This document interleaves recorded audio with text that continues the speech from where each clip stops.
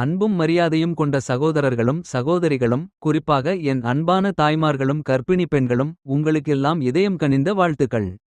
இன்று நாம் பேசப்போகும் விஷயம் ஒவ்வொரு குடும்பத்திற்கும் மிகவும் நெருக்கமானதும் உணர்ச்சிபூர்வமானதும் ஆகும். ஒரு குழந்தை பிறப்பது என்பது ஒரு சாதாரண நிகழ்வு அல்ல, அது அல்லாவின் மிகப்பெரிய அருள், ஒரு அமானா.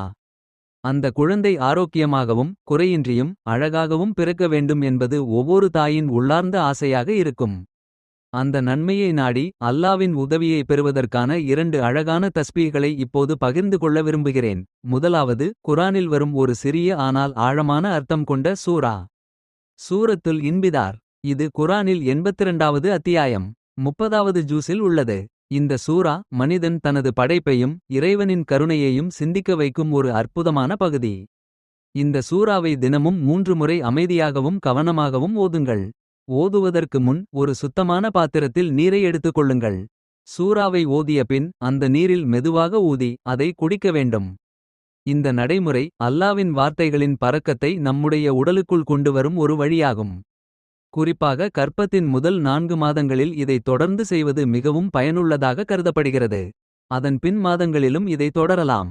இந்த சூராவின் பரக்கத்தால் குழந்தை ஆரோக்கியமாகவும் குறைபாடின்றியும் பிறக்கும் என்று நம்பிக்கையுடன் செயல்பட வேண்டும். இரண்டாவது, அல்லாவின் அழகான திருநாமங்களை கொண்ட ஒரு வஜீபா.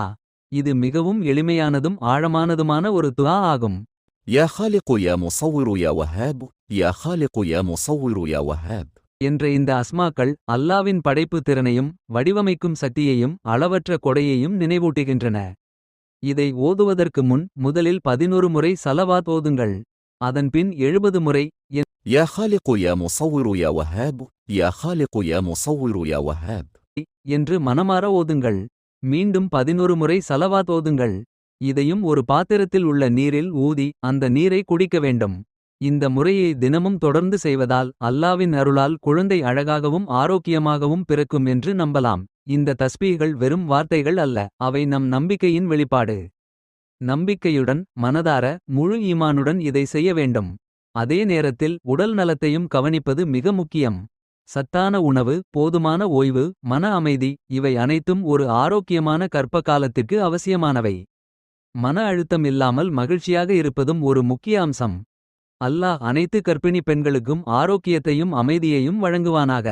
அவர்களின் கருவில் இருக்கும் குழந்தைகளை பாதுகாப்பாக வளரச் செய்து அழகான ஆரோக்கியமான பிள்ளைகளாக உலகிற்கு கொண்டு வருவானாக.